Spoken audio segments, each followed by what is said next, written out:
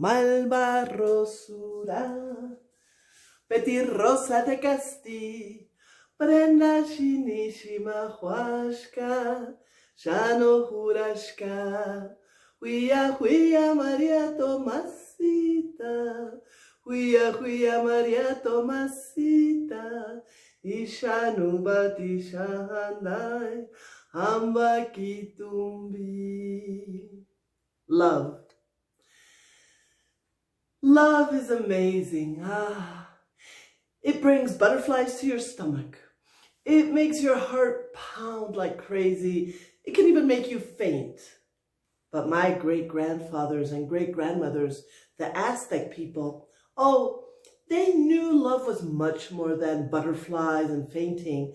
They knew love gave us everything we have. Yes, absolutely everything.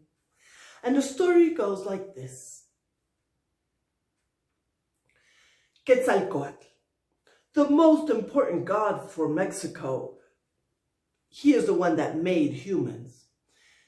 He lived on the second story of the sky, of the god's sky. And he absolutely loved his part of the sky. It was strange looking. It was full of volcanic rock, gray, very sharp, pointy rock everywhere. But he loved it. And as a god, he was very busy all day long. But he would come home to have lunch every day. He would arrive, pick his favorite spot on the rocks, and eat. And then he would take a nap. Gods can do that.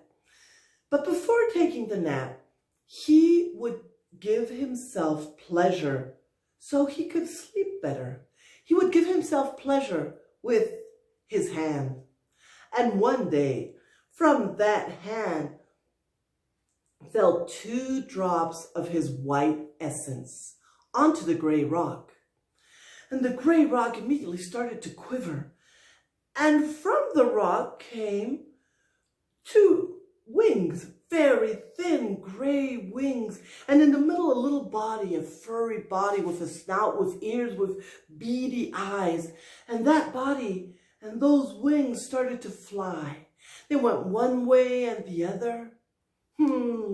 But the gods on the 11th floor, the ones that see everything, that have an opinion about everything, the administrators of the business, they saw that little animal. And they said, oh, look, the bat has been born.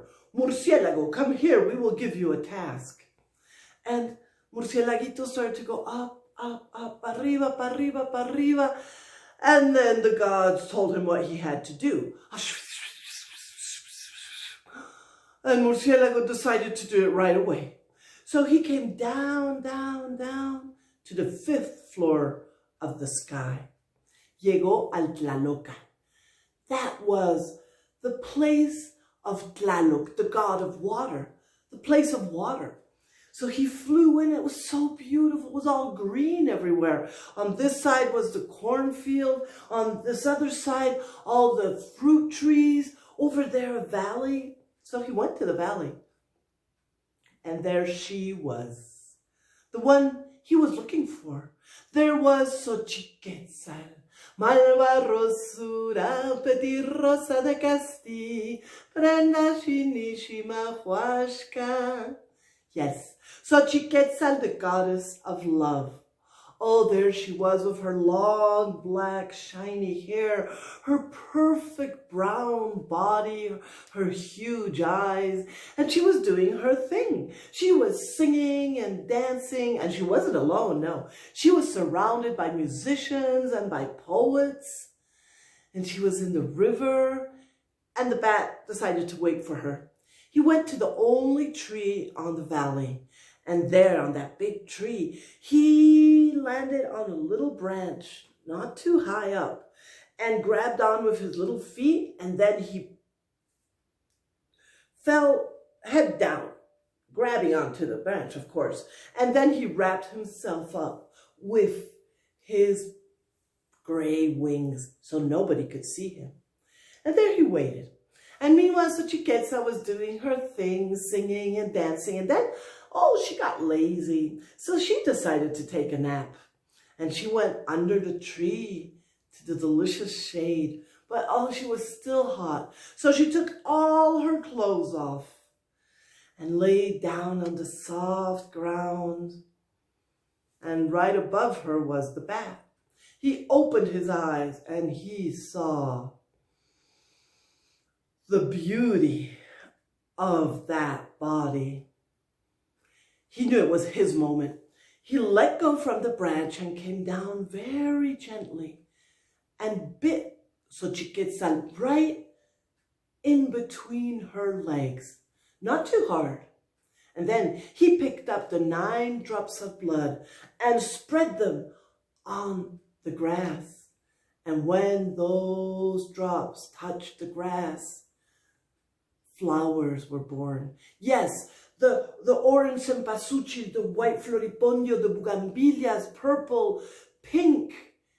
And they were so beautiful. They were heavy, and they started to fall from the sky, down, down, para abajo, hasta llegar a la tierra. And they landed where the humans are. And yes, since then, we humans have the flowers, thanks to Xochiquetzal, the goddess of love, and the murcielaguito. But the story goes on, oh yes. So, on the 5th floor lived Tlaloc, the god of water. And he was so busy. He was the one in charge of spreading water to the humans all over the earth. So he didn't really do the heavy work. That was done by his little imps, the Tlaloques. They are short and they are very hairy and they're good workers. They will take the big clay pots, fill them with water, and fly away. And when they get to the right place, they break the pot with a stick. That's why we hear thunder. And the water will come down. So Tlaloc didn't have to do the hard work. What he did have to do is make the decisions. And that is hard work. Because he had 4 barrels of water. And each barrel was different. The first one had the good water, the water that feeds people, that makes crops grow beautiful. The second one is the water that burns, the freezing water, breaks the crops, brings hunger. The third one is el agua en demasía, the too much water, the one that floods the fields, the one that grows the rivers and carries away the children.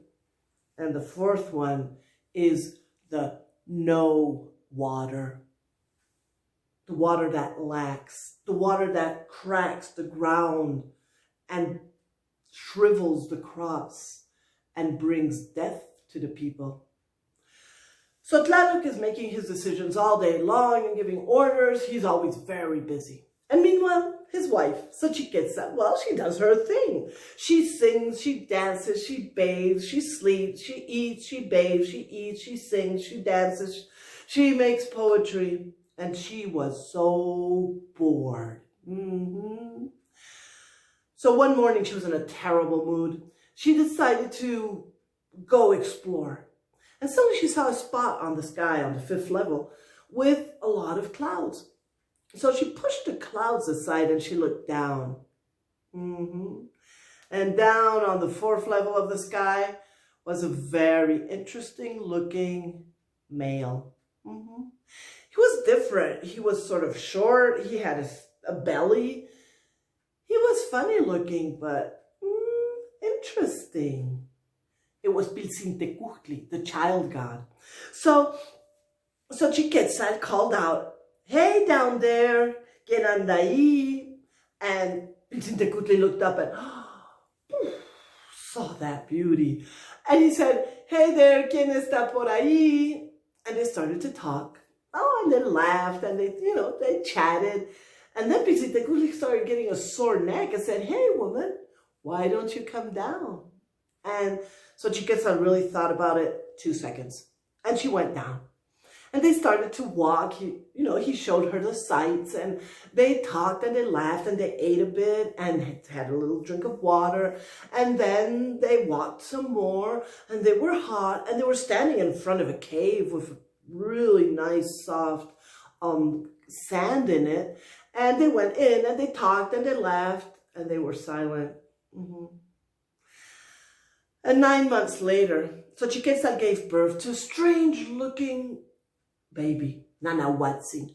But for Mexicans, he's very important. He brought us the sun. That's another story. What we are interested in is that Piltzintecutli and Xochiquetzal kept walking. Oh, did they walk?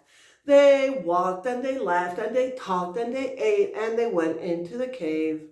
And yes, several months later, another baby came. But this time, Xochiquetzal was all by herself in the cave. And when the baby came out of her womb, he looked up. And that beautiful pink baby with little white hair saw the gods. Remember, the gods that see everything and have an opinion about everything? And he was ashamed. That's the first thing he knew as a baby. Shame. Shame that his father was not standing next to him, that his grandparents did not say the words to greet him into the world. And so the little babe called Sinteotl went under the earth. And when his newborn skin felt the warmth of Mother Earth, magic happened. From his fingers came cotton for the clothes. From his ears, the wausontle, pure protein. From his nose, the chia to sweeten the water. And from his mouth, corn was born.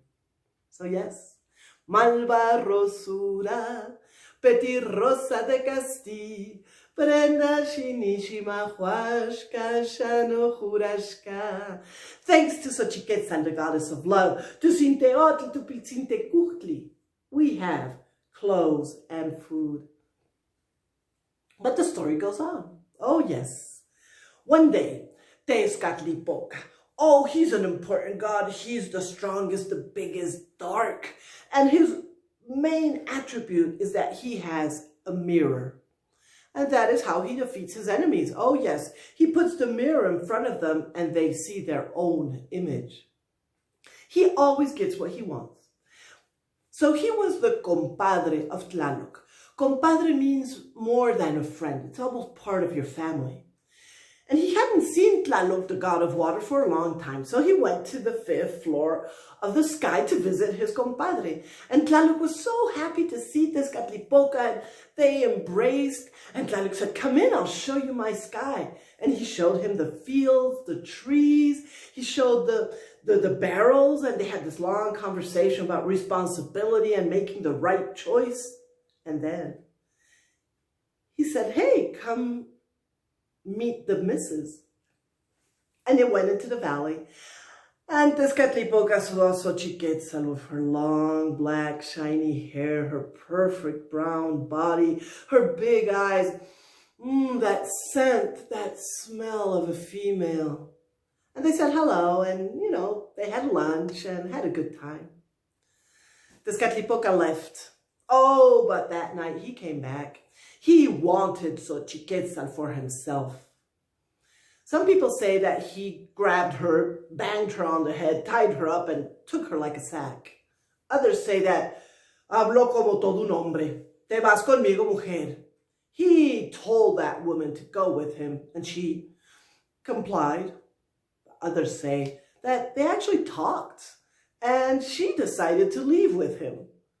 But that's not important for us. What is important is that still today, Xochiquetzal is on the 9th floor of the sky with Tezcatlipoca. But Tezcatlipoca learned a lesson. First, he showed her the place and said, "This is your new reign." And she was nice, she was happy. But then he told her, "Woman, you are going to work. I don't want lazy women here." And she said, "I'm a goddess. I'm the goddess of love. What do you mean work?" "Yes, woman, you are going to go down to the earth." And then she said, "But that's 9 stories down. That is so far." "You are going down, woman, and you are going to go to the schools of the young warriors, of the eagle and the jaguar warriors, and to those young, beautiful, innocent, strong boys. You are going to teach each one the pleasures of love. So Xochiquetzal thought about it a minute, and then she said, "Oh, husband, I will obey. I take that job." And yes, if you're lucky, they say she still comes down. She might teach you something. But meanwhile, on the 5th floor is Tlaloc. He works all day long, but then in the evening he sits down by himself. And he always takes a little chest that smells like wood, opens it, and it's his treasure chest.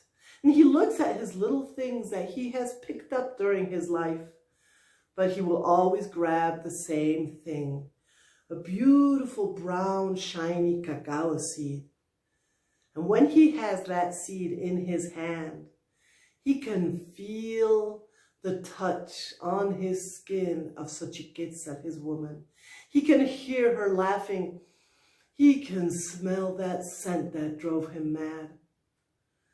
And yes, in those moments, huge tears come from his eyes. Those salty tears bathe the cacao seed and fall down. And that night, we run into the patio and we pick a huge big clay pot and receive all that love water that is falling from the sky. And that is why we Mexicans always have for supper a delicious cup of hot chocolate. Malva rosura, petit rosa de Castile, prenda shinishima huashka, shano jurashka, huia huia Maria Tomasita. Yes, that is how love, through the goddess called Xochiquetzal, that is how we got our clothes, flowers, our food, and the magic of chocolate.